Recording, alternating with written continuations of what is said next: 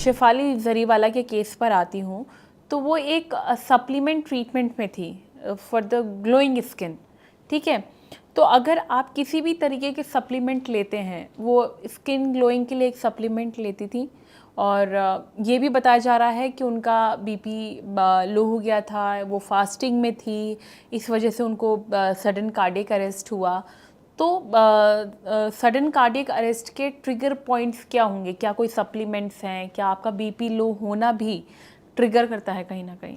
देखिए, लेट्स हम we will not talk about a particular case, right, we'll talk about in general, right. देखिए, जो supplements होते हैं, सप्लीमेंट्स अन्य तरह के सप्लीमेंट्स होते हैं।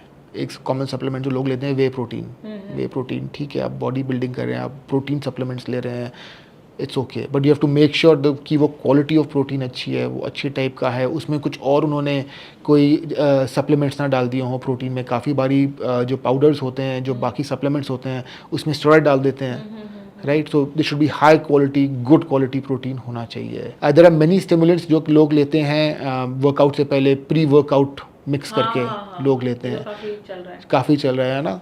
अब काफ़ी बारी ये देखा गया कि ये जो प्री वर्कआउट सप्लीमेंट्स होते हैं, इसके अंदर आपको देखना चाहिए कि इसके कंटेंट क्या हैं।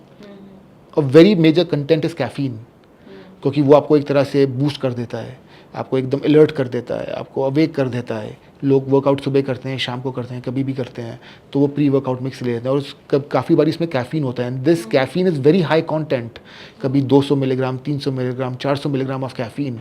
और एक normal cup of black coffee अगर आप लेंगे तो उसके अंदर 30 से 50 से 60 मिलीग्राम कैफीन होता है। तो आप देखिए, 4, 5, 6 कप इक्विवेलेंट ऑफ कैफीन आप एक प्री वर्कआउट मिक्स में ले रहे हैं। एंड इतना अमाउंट ऑफ कैफीन आपको एकदम स्टिमुलेट करता है, आपके हार्ट को इरिटेट कर सकता है, एरिथमिया कॉज कर सकता है, बाकी प्रॉब्लम्स कॉज कर सकता है, right.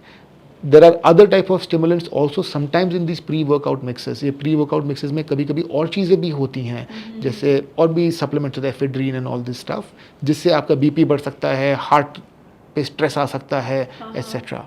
So these you have to be very careful कि आप ले क्या रहे हैं, किस क्वालिटी का ले रहे हैं। So these supplements have to be monitored and they have to be of good quality, आप जो भी सप्लीमेंट ले रहे हों। नाउ अब बाकी बात हुई ब्यूटी सप्लीमेंट्स की, इन सप्लीमेंट्स की, उन सप्लीमेंट्स की। ग्लूटाथियोन काफ़ी चर्चा में आया।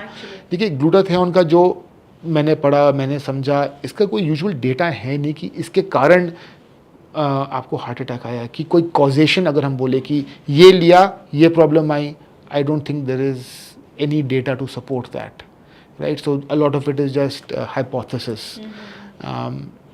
But it is important that whatever supplement you take it with the doctor's advice, you take it under medical supervision.